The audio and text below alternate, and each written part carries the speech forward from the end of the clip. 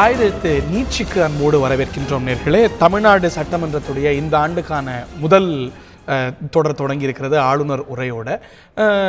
யாரும் எதிர்பாராத, யாரும் கணிக்காத ஒரு அரசியல் சூழ்நிலை.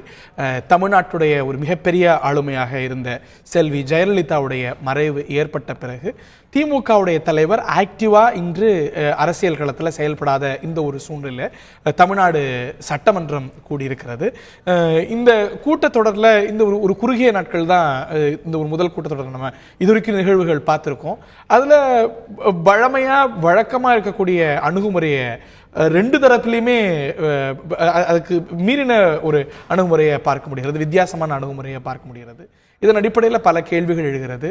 திரு பன்னீர்செல்வம் முதலமைச்சரான பிறகு அவர் எதிர்கொள்ளக்கூடிய முதல் கூட்டத்தொடராக இந்த ஒரு கூட்டத்தொடர் என்பது இருக்கிறது. பல சுவாரஸ்யமான நிகழ்வுகள், வழக்கமாக இருக்கக்கூடிய காரசாரமான காட்சிகள் எல்லாமே இருந்திருக்கக்கூடிய ஒரு கூட்டத்தொடர் தான். இந்த கூட்டத்தொடர் பற்றிய கேள்விகள் இந்த நிகழ்ச்சியில் எழுகின்றன. முதலமைச்சருடைய முதல் கூட்டத்தொடர் எப்படி? இந்த நிகழ்ச்சியில் நம்முடைய திருமதி நிர்மலா பெரியசாமி அதிமுகவுடைய செய்தி தொடர்பாளர் தொடர்கிறார். அதே போல காங்கிரஸ் கட்சியுடைய ஊடக பிரிவு தலைவர் திரு கோபன் அவர்களும் தொடர்கிறார்கள். திரு கோபன் அவர்களுடைய முதற்கட்ட கருத்தை நான் கேட்க விரும்புகிறேன். ஒரு புதிய சூழ்நிலையில் தமிழ்நாடு சட்டமன்ற கூட்டத்தொடர் தொடங்கி இருக்கிறது. இது பற்றி உங்களுடைய முதல் பார்வை, இது வரைக்கும் நடந்து முடிஞ்சிருக்கு? இல்லை, முதலமைச்சர் ஜெயலலிதா மறைவு, ஒரு சக்தி மிக்க ஒரு கட்சியினுடைய தலைவராக இருந்தவர். அவர் மறைவிற்கு பிறகு ஓ பன்னீர்செல்வம் முதலமைச்சராக இருக்கார், பொதுச் செயலாளராக சசிகலா இருக்காங்க. அதே போல் திராவிட முன்னேற்ற கழக தலைவர் கலைஞர் உடல்நலக்குறைவு காரணமாக செயல்பட முடியாத நிலையில் இருக்கார். இந்த நேரத்தில் அந்த கட்சியினுடைய பொருளாளர் எதிர்க்கட்சி தலைவர் ஸ்டாலின் அவர்கள் அந்த பணியை செய்து வருகிறார். இந்த சூழ்நிலையில் சட்டமன்றத்தில் நிறைய மாற்றங்களை என்னாலே பார்க்க முடிகிறது. கடந்த காலத்தில் இந்த சட்டமன்றம் எப்படி செயல்பட்டது, முதலமைச்சர் ஜெயலலிதா இருக்கிற போது அந்த சட்டமன்றம் எப்படி செயல்படும், இன்றைக்கு எப்படி செயல்படுகிறதுன்னு நான் ஒப்பிட்டு பார்க்கும்போது நிறைய மாற்றம் இருக்குது. என்னென்னா, ஒரு இறுக்கம் தளர்ந்திருக்கிறது. விவாதங்களில் முன்ன தேவையற்ற குறுக்கீடுகள் நிறைய இருக்கும். முதலமைச்சர் ஜெயலலிதாவை அவர் தங்களுடைய ஆற்றலை வெளிப்படுத்துவதற்காக நிறைய அமைச்சர்கள் எதிர்க்கட்சி பேசுகிறப்போ நிறைய குறுக்கீடு செய்வாங்க, நிறைய பிரச்சனைகள் வரும். நிறைய நேரம் ஒரு சட்டமன்ற எதிர்க்கட்சி உறுப்பினர் பேசும்போது அவர் சுதந்திரமாக பேச அனுமதிக்க மாட்டாங்க. மற்ற அதிமுக சட்டமன்ற உறுப்பினர்கள் கூச்சல் எழுப்பி அந்த அவையில் அந்த விவாதத்தை நடத்த விட மாட்டாங்க. ஆனால் இன்னைக்கு எதிர்க்கட்சியைச் சேர்ந்தவர்கள் சுதந்திரமாக பேசுகிறார்கள். ஏதோ அவங்களுடைய தோழமை கட்சி திமுக அப்படி கருத்து சொல்லலையே.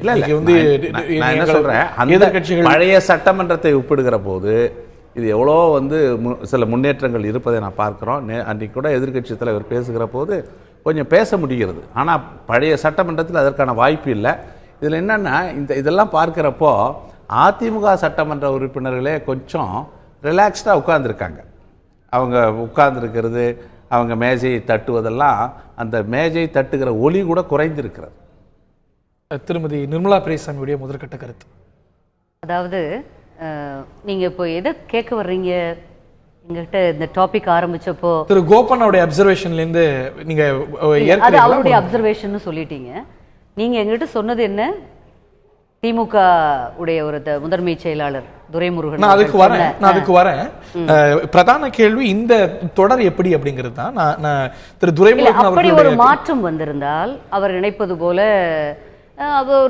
ஒரு ஆரோக்கியமான ஒரு விவாதங்கள் நடைபெறுகிறது. முதலையே அப்படித்தான் இருக்கும். நான் ரெகுலராக போவேன், போய் பார்ப்பேன், ரெகுலர், அது நல்லா தான் இருந்தது. இருந்தாலும் எதிர்கட்சிக்காரர்களுக்கு அது கொஞ்சம் கஷ்டமா இருந்திருக்கலாம். இன்று அந்த இறுக்கம் தளர்ந்திருக்குதுன்னு அவங்க சொல்றாங்க. ஆனா இப்போ திரு துரைமுருகன் அவர்களும் திமுகவின் செயல் தலைவர் திரு ஸ்டாலின் அவர்களும் சொல்ற இந்த கருத்தை பத்தி பேசணும்னு தான் இன்றைய விவாதம் சொன்னிருந்தீங்க. அதுவும் பிரதானமான விஷயம். இந்த கூட்டத்தொடர் பற்றிய முக்கியமான அம்சங்கள் இது இல்ல. இப்ப இதுல என்னன்னா, ஒண்ணு எதுக்கு சொல்ல வரேன்னா, என் மனதில் இருக்கிறது அது தமிழ் ஒரு பழமொழி சொல்லுவாங்க. நீங்க இதையும் அன்பார்லமெண்ட்ரி நினைச்சிருக்க கூடாது, அப்ஜெக்ட் பண்ணுவீங்களான்னு எனக்கு தெரியல. ஆடு நனைகிறதே என்று ஓநாய் எழுது. ஓகே, இன்னொன்னு சொல்லுவாங்க, சரி வேண்டாம் விட்டுருங்களேன். இது மாதிரி அந்த மாதிரி எங்கள் கட்சியில் நடப்பதை எங்கள் முதல்வருக்கு ஒரு உறவாடிக்கெடு, பகையாளியையும் உறவாடிக்கெடு என்று சொல்வார்கள். அதை போல ஒரு ஸ்டாண்ட் இப்ப திராவிட முன்னேற்ற கழகம் எடுக்கிற மாதிரி தோற்றம் தெரிகிறது. ஆனால் அதற்கான வாய்ப்பு எங்கள் கழகத்தில் இல்லை. அதாவது ஆளுகின்ற முதலமைச்சருக்கு எதிர்கட்சியே நாங்க வந்து உங்களை வந்து நீங்க முழுமையா ஒரு கவர்மெண்ட்டை கம்ப்ளீட் பண்ணணும்னு விரும்புறோம் அப்படின்னா அது ஒரு நல்ல ஆரோக்கியம் இல்ல இல்ல, அது ஆரோக்கியமாக சொல்லி இருந்தால் பரவாயில்ல. எப்பொருள் யார் யார் வாய் கேட்படும் அப்பொருள் மெய்ப்பொருள் காண்பதறிவு. அவர் வந்து எந்த யாரிடமிருந்து எந்த நேரத்தில் எவ்வளவு அவர் எப்படி சர்க்காஸ்டிக்காக பேசக்கூடியவர்.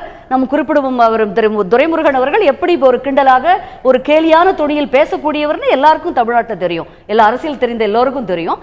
அவர் வாயில் அப்படி ஒரு வார்த்தை வருவது என்பது நிச்சயமாக ரொம்ப ஆரோக்கியமா நம்ம எடுத்துக்க முடியாது.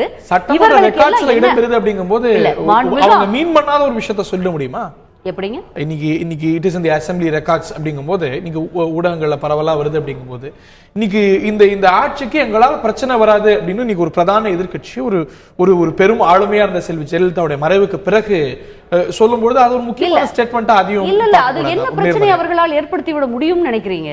அவர்கள் முயற்சி செய்யாமல் இருந்திருக்க மாட்டார்கள், முயற்சி செய்து பார்த்திருக்கலாம், தோல்வியுற்று இருக்கலாம். இதுக்குள்ளெல்லாம் போல, அதெல்லாம் அசம்ஷன், அதெல்லாம் நம்மளுடைய கெஸ்ட் ஒர்க், அதுக்குள்ள நான் போக விரும்பல. ஆனால் நீ பகையாளியை உறவாடி கெடு அப்படிங்கிற ஒரு ஸ்டேட்மெண்ட் தான் எனக்கு இதுல ஞாபகம் வருது. திரு கோபன் அவர்கள்ட்ட கேட்க விரும்புறேன். சகோதரி குறிப்பிட்டு சொன்னாங்க, திரு துரைமுருகன் முதலமைச்சருடைய இந்த ஒரு பதவி காலத்துக்கு ஆதரவு அப்படின்னு சொன்ன ஒரு கருத்தை எதற்காக சொல்றாங்க அப்படின்னு அவங்க சந்தேகத்தை எழுப்புறாங்க. குழம்பிய கோட்டையில மீன் பிடிக்க எதிர்கட்சி பார்க்குதோ அப்படிங்கிற ஒரு சந்தேகம் இயல்பாக இல்லையா? இல்லை, அந்த மாதிரி அணுகுமுறை திராவிட முன்னேற்ற கழகத்துக்கு இருப்பதாக தெரியவில்லை. அவர்களை பொறுத்தவரை சட்டமன்றத்தில் விவாதங்கள் நடத்தி தங்கள் கருத்துக்களை கூறி அதன் மூலம் மக்கள் பிரச்சனைகளை எழுப்ப வேணும்னு நினைக்கிறாங்க. சட்டமன்றம் இன்றைக்கி இருக்கிற சட்டமன்றம், அதாவது 2016 மே மாதத்துக்கு முன்பு கடந்த முறை ஜெயலலிதா முதலமைச்சராக இருந்தபோது இருந்த சட்டமன்றம் வேறு. 2016 தேர்தலுக்கு பிறகு 234 உறுப்பினர்களில் 100 உறுப்பினர்கள் எதிர்க்கட்சியை சேர்ந்தவர்கள் வந்துட்டாங்க. ஆக ஏற்கனவே எதிர்க்கட்சிகளை நடத்திய விதம் இப்போ இருக்கிற சட்டமன்றத்தில் நடத்த முடியாது. இன்றைக்கி எண்ணிக்கை எதிர்க்கட்சி அதிகமாக இருக்கிறது. அதனால் எதிர்க்கட்சிகளுடைய கருத்துக்களை கேட்க வேண்டிய நிர்பந்தம் இந்த அதிமுக அரசுக்கு இருக்கிறது. ஆகையினால ஏதோ ஒரு வகையில் விவாதங்கள் அனுமதிக்கப்படுகிறது. ஒரு ஆரோக்கியமான விவாதம் நடப்பது, விவாதம் சட்டமன்றத்துடைய தகவல்கள் அதெல்லாம் இருக்கட்டும். ஒரு ஆட்சியோட நீட்டிப்பை பற்றி எதிர்கட்சி நான் உங்களுக்கு கேரண்டிங்க, உங்க கட்சியில பிரச்சனை இல்லாம பாத்துக்கோங்க அப்படின்னு அங்க சொல்லும் போது ஒரு அரசியல் மேல அதுல அதுக்கு அந்த அரசியலுக்குள்ள நான் போக விரும்பவில்லை. ஆனால் ஒரு விஷயத்தை நான் சொல்ல விரும்புகிறேன். மக்களாலே தேர்ந்தெடுக்கப்பட்ட சட்டமன்ற உறுப்பினர்கள் அதிமுகவை சேர்ந்தவர்கள் ஓ பன்னீர்செல்வம் அவர்களை முதலமைச்சராக தேர்வு செய்திருக்கிறார்கள். அவர் சுதந்திரமாக செயல்பட வேண்டும். அவர் அவருக்கு ஒரு துரைமுருகன் அவர்கள் நீங்கள் 5 ஆண்டு காலம் நீடிக்க வேண்டும் என்று சொல்லுவதிலே எந்த தவறும் கிடையாது. ஒரு எதிர்க்கட்சியும் ஆளுங்கட்சியும் ஒரு நாணயத்தினுடைய இரு பக்கங்கள். அதனால் ஒரு நாணயத்தின் ஒரு பக்கம் சேதாரமானாலும் அது அந்த ஜனநாயகத்துக்கு நல்லதல்ல. அந்த வகையிலே ஆளுங்கட்சியும் எதிர்கட்சியும் இணக்கமாக ஒரு இயல்பா ஒரு ஆட்சி முழுமையா நீட்டிக்கணும், நாங்க கேரண்டி கொடுக்குறோம் அப்படின்னு எதிர்கட்சி ஒரு இயல்பான ஒரு சூழ்நிலை எந்த மாநிலத்திலேயாவது எங்கேயாவது சொல்லுமா? சொல்லுகிறது அப்படின்னா அதை ஒரு பிஞ்ச் ஆஃப் சால்ட்டோட பார்க்க வேண்டியிருக்கு இல்லையா? இல்லை அது ஒரு துரைமுருகன் சொன்னது ஒரு இம்மிடியேட் ரியாக்ஷன். அதாவது நீங்கள் 5 ஆண்டுகள் ஆட்சி செய்ய வேண்டும் என்று நாங்கள் விரும்புகிறோம் என்று சொல்வது விவாதத்தில் இருக்கிற ஒரு கருத்து அது. ஆனால் அதற்கு அப்பால இன்றைக்கி ஆட்சி செய்கிற முதலமைச்சர் எத்தனை நாளைக்கு நீடிப்பார், இன்னும் தொடர்ந்து அவர் முதலமைச்சராக நீடிப்பாரா என்ற ஒரு சந்தேகம் இன்றைக்கி அரசியல் வட்டாரத்தில் இருக்கு. கட்சியோட ப்ரெரோகேட்டிவ் பற்றி இல்லை, அது கட்சியை அதிமுக யாரை முதலமைச்சராக கொண்டு வரணுன்றது அதிமுகவினுடைய ப்ரெரோகேட்டிவ். நாங்கள் அதை தலையிடலை. ஆனால் ஒரு அன்சர்டனிட்டி அந்த கட்சியோட ப்ரெரோகேட்டிவ் நீங்க சொல்றீங்க. ஆனா அவையில பத்திரிகையாளர் பெட்டியில் என்ன சொல்லப்படுது, இவர் முதலமைச்சரா இருக்கிறதுக்கு ஆதரவு அப்படின்னு. இல்ல, சோ அந்த கட்சியோட ப்ரெரோகேட்டிவ் தாண்டி அதுல தலையிடுறதுன்னு அர்த்தமாகுது. இன்னைக்கு முதலமைச்சராக ஏற்கனவே இருந்த முதலமைச்சரால் இருமுறை அடையாளம் காட்டப்பட்ட ஒருவர் முதலமைச்சராக இருக்கிறார். அந்த முதலமைச்சர் தொடர்ந்து நீடிக்க வேண்டும் என்று எதிர்க்கட்சி சொல்வது ஒரு ஆரோக்கியமான ஒரு அணுகுமுறையின் அடிப்படையில் தான் அந்த கருத்து சொல்லப்பட்டிருக்கே தவிர அதற்கு மேலே நீங்கள் ஊகங்களுக்கு இடமளிக்க வேண்டிய தேவையில்லை. இன்றைய சூழலில் ஒரு அரசு செயல்படணும். ஏன்னா ஒரு தேர்தல் மூலமாக இப்போ மேபி 2016 தேர்தல் மூலமாக இந்த ஆட்சி வந்திருக்கு. தொடர்ந்து நீங்கள் ஆட்சி செய்யணும். அதுக்கு செய்வதற்கு எதிர்க்கட்சி என்ற முறையில் நாங்கள் ஒத்துழைப்புக்கு தயாராக இருக்கிறோம். குறுக்கு வழியில் இந்த ஆட்சியை கவிழ்க்கவோ அல்லது அடுத்த ஆட்சியை உருவாக்கவோ எங்களுக்கு எண்ணம் கிடையாது. நீங்கள் நீடிக்க வேண்டும் என்று ஒரு எதிர்க்கட்சி விரும்புவதை நிச்சயம் ஒரு ஆரோக்கியமான அணுகுமுறையாக தான் நான் பார்க்கிறேன். திரு திவாகரன் பற்றி KP முனுசாமி ஒரு கருத்து சொன்னார்.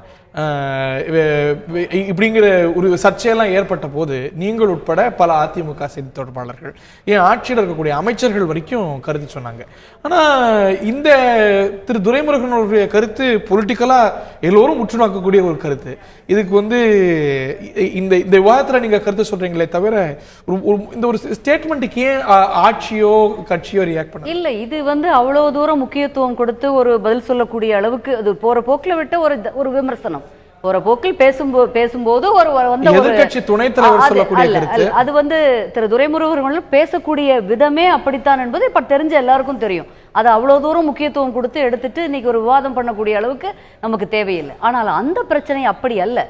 திரு அண்ணன் KP முனுசாமி அவர்கள் ஒரு பிரஸ் மீட் வச்சு ஓப்பனாகவே சிலரை பற்றி ஒரு கமெண்ட் சொன்னார், விமர்சனம். விவாதத்துல மட்டும் இல்ல, பிரஸ் மீட்ல மட்டும், சட்டமன்றத்துல மட்டும் இல்ல, திரு துரைமுருகன் அவர்கள் பத்திரிகையாளர் சந்திப்புலயும் இந்த கருத்தை இல்ல, அவர் நிறைய பேசுவார். இந்த மாதிரி ஒரு அவங்க நிறைய இந்த மாதிரியான கமெண்ட்ஸ், இந்த மாதிரியான ஒரு அப்படி எதிர்க்கட்சி துணைத் தலைவருடைய கருத்தை இப்படி அவருக்கு நிறைய சொல்வார். அவர் ஜஸ்ட் லைக் தட் கமெண்ட் பண்ணக்கூடியவர். அத நம்ம அவருடைய எந்த கமெண்ட் இல்ல, அவருடைய எந்த விமர்சனம் இது வரைக்கும் ஒரு ஸ்டாலிடாக ஒரு விவாதத்துக்குரிய பொருளாக எடுத்து போற அளவுக்கு அவருடைய நீண்ட நெடிய காலத்துல ஒரு அரசியல் பயணத்துல நிறைய பதவிகள் எது இருந்திருக்கு சொல்லுங்க பார்க்கலாம். நீண்ட அரசியல் அனுபவம் உடையவர். காவிரி பிரச்சனையிலேயே அவர் பல முறை போய் கர்நாடக மாநிலத்தோடு பேசியிருக்கிறார். பொதுப்பணித்துறை அமைச்சராக இருக்கிறார். திராவிட இயக்கத்திலே மாணவர் பருவத்திலிருந்து நீண்ட அவருக்கு பப்ளிக் அக்கவுண்ட்ஸ் கமிட்டியுடைய தலைமை போகணும் அப்படின்னு பிரதான எதிர்க்கட்சியான திமுக கருதுது, திரு ஸ்டாலின் கருதுறார். ஆனா காங்கிரஸ் கட்சிக்கு அந்த பதவி கொடுக்கும் போது ஏன் நீங்க அதை செகண்ட் பண்ணல? திரு துரைமுருகனுக்கு கொடுக்கணும்னு ஏன் நீங்க கருதல? இல்ல, அதாவது அந்த பிரதான எதிர்க்கட்சிக்கு கொடுக்கணுன்றது ஒரு சம்பிரதாய முறை. அதை மீறி இன்றைக்கு காங்கிரஸ் கட்சியினுடைய தலைவராக இருக்கிற KR ராமசாமிக்கு அதிமுக அந்த ஆட்சியில் இன்னைக்கு அந்த சபாநாயகர் அந்த பொறுப்பை அவரிடம் ஒப்படைத்திருக்கிறார். இன்றைய அதை கடுமையாக திராவிட முன்னேற்ற கழகம் எதிர்த்திருக்கிறது.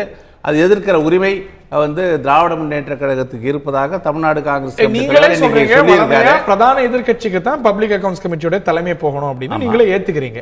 அப்படி இருக்கும்போது உங்களுடைய கூட்டணி கட்சி அதை கோருது, எதிர்க்கட்சி தலைவர் கோர்றார், துணைத் தலைவருக்கு கோர்றார். அப்படி இருக்கும்போது நீங்க அதை வலியுறுத்தாம உங்க கட்சிக்கு அந்த தலைமை கிடைக்குது அப்படின்னு பெற்றுக்கிறீங்க. இல்ல, நாங்க ஒன்றும் பெற்றுக்கல. எங்களுக்கு அந்த பதவியை அவர்களாக வழங்கி இருக்கிறார்கள். நாங்கள் கோரவில்லை, நாங்கள் கேட்கவில்லை. அடுத்து இந்த பொறுப்பை ஏற்பதா இல்லையா என்பதை தமிழ்நாடு காங்கிரஸ் கமிட்டி தலைவரும் சட்டமன்ற காங்கிரஸ் கட்சி KR ராமசாமி அவர்களும் திருநாவுக்கரசு அவர்களும் பேசி முடிவு செய்வார். இன்னும் முடிவு எடுக்கல. இனிமேதான் பேசி முடிவு எடுக்கணும். நேற்று தானே இந்த பொறுப்பு வழங்கப்பட்டிருக்கிறது. இந்த பொறுப்பை ஏற்பதா இல்லையா, அல்லது திராவிட முன்னேற்ற கழகம் இதை கடுமையாக எதிர்க்கிற நிலை, இதெல்லாம் பார்த்து ஒரு முடிவை தமிழ்நாடு காங்கிரஸ் தலைவரும் சட்டமன்ற காங்கிரஸ் தலைவரும் எடுப்பார்கள். அதாவது திமுக கடுமையாக எதிர்த்து காங்கிரஸ் பார்ட்டிக்கு ஒரு நிர்பந்தம் கொடுக்கிறது. நீங்க பதவி ஏற்றுக்கொள்வீர்களா? அந்த மாதிரி எல்லாம் நிர்பந்தம் கிடையாது. அப்படி எல்லாம் இல்ல, நிர்பந்தம் எல்லாம் ஒண்ணும் கிடையாது. நீங்க எதிர்க்கட்சி தலைவர் பெரியவர் ராமசாமி அவங்க ரொம்ப பண்பானவர், ரொம்ப அமைதியானவர், ஒரு வார்த்தைகளை ரொம்ப கவனமாக வைக்கக்கூடியவர். அவர் வந்தா நல்லா இருக்கும் சில இதில் விஷயங்கள்ல. அதனால நினைச்சு நாங்க எங்களுடைய மாண்பு முதல்வர்கள் கொடுத்திருப்பாங்க. இவருக்கு ஏன் திமுக நிர்பந்தப்படுத்துகிறது? அவ்வளவு கோபத்தை ஏன்? எல்லா பதவியும் அவங்களுக்கே தான் வேணுமா? காங்கிரஸ்க்கு அந்த ஒரு வாய்ப்பை கொடுக்க கூடாதா? ஒரு விஷயம், இந்த பப்ளிக் அக்கவுண்ட்ஸ் கமிட்டி காங்கிரஸ் கட்சி தலைவர் கொடுத்திருக்கிறது ஒரு செய்தி. இன்னும் மற்ற பொறுப்புகள் எதுவுமே திராவிட முன்னேற்ற கழகத்துக்கு வழங்கப்படவில்லை என்பது கூடுதல் செய்தி. நாங்க ஏத்துக்க மாட்டோம்னு சொல்லியிருக்கிறாங்க அவங்க. அதுல ஏதாவது மாற்றம் இருக்க போதா? நீங்க இன்னும் இட் இஸ் அண்டர் கன்சிடரேஷன் அப்படிங்கிறீங்க. திரு ஸ்டாலின் அவர்கள் இன்னைக்கு ஒரு குற்றச்சாட்டு வச்சிருக்கிறாரு. இது தொடர்ந்து துதிபாடக்கூடிய அவையாகத்தான் இருந்துட்டு இருக்கிறது. இன்னைக்கு கட்சியில் இருக்கக்கூடிய அவையில் இருக்கக்கூடிய முதலமைச்சர்கள்லாம் தாண்டி கட்சியுடைய பொதுச் செயலாளரை பற்றி பேசப்படுது அப்படின்றது பதில் விமர்சனம் வைக்கப்படுது. திமுக ஆட்சி காலத்துல நடந்தது. இப்படியே நம்ம பேசிட்டு இருக்க போறோமா? லெட்ஸ் மூவ் ஆன் அப்படிங்கிறாரு. நம்ம இல்ல அன்னைக்கு இருந்துச்சு அப்படிங்கிறதுனால இன்னைக்கு அந்த நடைமுறை அப்படிங்கிறது ஒரு அடுத்த கட்டத்துக்கு நகர்வது தானே சரியா இருக்கும். அதாவது இந்த மாதிரியான நடைமுறைகளை எல்லாம் துவக்கியது யார் என்பது சாட்சாத் திமுகவில் தான் அவங்களுடைய தலைவரை வச்சு தான் இதெல்லாம் ஆரம்பிச்சதுங்கிறது நம்ம எல்லாருக்குமே தெரியும். நம்மளுடைய அரசியல் நடவடிக்கைகளை கூர்ந்து பல ஆண்டுகளாக பார்த்து கொண்டிருப்பவர்கள், அது ஊடகத்துறையிலிருந்து எனக்கு கூட நல்லாவே தெரியும். இது எல்லாமே ஆரம்ப கட்டம். இப்ப திடீர்னு புத்தருக்கு ஞானோதயம் வந்தது போல திமுகவின் செயல் தலைவருக்கு, சட்டமன்ற எதிர்க்கட்சி தலைவருக்கு திடீர்னு ஒரு ஞானோதயம் வந்து இல்ல இனிமே எல்லாத்தையும் ஸ்டாப் பண்ணிக்கலாம் அவர் சொன்னவுடன் அப்படியே எல்லாரும் கேட்டணுமா? இல்ல, அவர் என்ன சொல்றாரு, தேவையான பொழுது நிச்சயமாக செய்வார்கள். நீங்களும் உங்களோட தலைவரை சொல்லுங்கங்கறாங்க. இல்ல நாங்க எங்களுக்கு அந்த எக்ஸெப்ஷன், எங்களுக்கு அந்த பிரிவிலேஜ் வேண்டாம், எல்லாருமே இந்த ஒரு மரபை கடைபிடிக்கணும். உங்களுக்கு பிரிவிலேஜ் வேண்டாம்னா அதோட நிறுத்திக்கணும். அதுதான் ஒரு பெருந்தன்மைக்கு அழகு, ஒரு பெருந்தன்மையான தலைவருக்கு அழகு. அதற்கு மேல நீங்களும் நிறுத்தணும் சொல்றதுக்கு அவர் உரிமை இல்லை. தமிழ்நாடு சட்டமன்றத்தில் ஏற்கனவே முதலமைச்சராக இருந்த ஜெயலலிதா அவர்கள் இருந்தபோது அதிமுக சட்டமன்ற உறுப்பினர்கள் அவர் மனம் குளிர வைப்பதற்காக நிறைய துதிபாடுவது இயல்பாக நடந்தது. அதை வந்து அவர் ஊக்கப்படுத்திய காரணத்தினால அது வந்து நிறைய பேர் அதே பாணியில பேச ஆரம்பிச்சாங்க. நிறைய பேர் பேச்சு எழுதி கொடுப்பதற்கே நிறைய பேர் 2011 தொடங்குறதா? அதுக்கு முந்தைய ஆட்சியில் இல்ல, அதுக்கு பிறகு இப்போ வந்து ஜெயலலிதா மறைவிற்கு பிறகு இருக்கிற சட்டமன்றத்தில் மறுபடியும் அந்த சட்டசபையில் உறுப்பினராக இல்லாத அதிமுக பொதுச் செயலாளர் சசிகலா அவர்களை பற்றி புகழ்ந்து பேசுவது வந்து இன்னைக்கு நடக்கிறது வந்து அது வந்து ஒரு ஆரோக்கியமற்ற ஒரு போக்குன்னு சொல்கிற நேரத்தில் ஒரு கருத்தை நான் சொல்லி நிறைவு செய்ய விரும்புகிறேன். அதாவது துதிபாடி பிழைப்பவர்கள் உண்மையை சொன்னதில்லை, புகழ்கேட்டு அகமகிழ்ந்தோர் நிலை குலையாமல் இருந்ததில்லை. எல்லா கட்சியிலுமா இறுதியான கருத்துமா? Make it very short. அதாவது ஒவ்வொரு கட்சிக்கும் ஒவ்வொரு போக்கு இருக்கும், ஒவ்வொரு தலைமையும் ஒவ்வொரு மாதிரி வழி நடத்தும். மாண்புமிகு அம்மா அவர்கள் இருந்தபோது இதையெல்லாம் ஏன் இவங்களுக்கு சொல்ல முடியல? அம்மா அவர்கள் உயிரோடு நல்லபடியாக இருந்த பொழுது, அவையில் இருந்த பொழுது இதை ஏன் எதிர்க்கட்சி தலைவர் இந்த ஒரு குற்றச்சாட்டை வைக்கல, இப்ப திடீர்னு வைக்கிறாரு? ஓகே, இந்த நீண்டுகிட்டே போகக்கூடிய வாய்ப்பு இருக்கிறது. இந்த தருணத்தில் நிகழ்ச்சியை நிறைவு செய்தாக வேண்டும். இந்த ஒரு ஆண்டுடைய கூட்டத்தொடர் தொடங்கி இருக்கிறது. அடுத்து வர இருப்பது பட்ஜெட் கூட்டத்தொடர். அதுதான் ரெண்டு தரப்புக்கும், ட்ரெஷரி அப்போசிஷன் ரெண்டு பேருக்குமே ஒரு மிகப்பெரிய ஒரு சோதனையாக இருக்க வாய்ப்பு இருக்கிறது. ஒரு சுமூகமாக ஒரு பரஸ்பரம் ஒரு ட்ரஸ்டோட கோஆபரேஷனோட நடக்கணுங்கிறது தான் எதிர்பார்ப்பு. அப்படியே நடக்கும் என்று எதிர்பார்ப்போம். இந்த நிகழ்ச்சியில் பங்குண்ட விருந்தினர்கள் இருவருக்கும், பார்த்த நேயர்களுக்கும் நன்றி, வணக்கம்.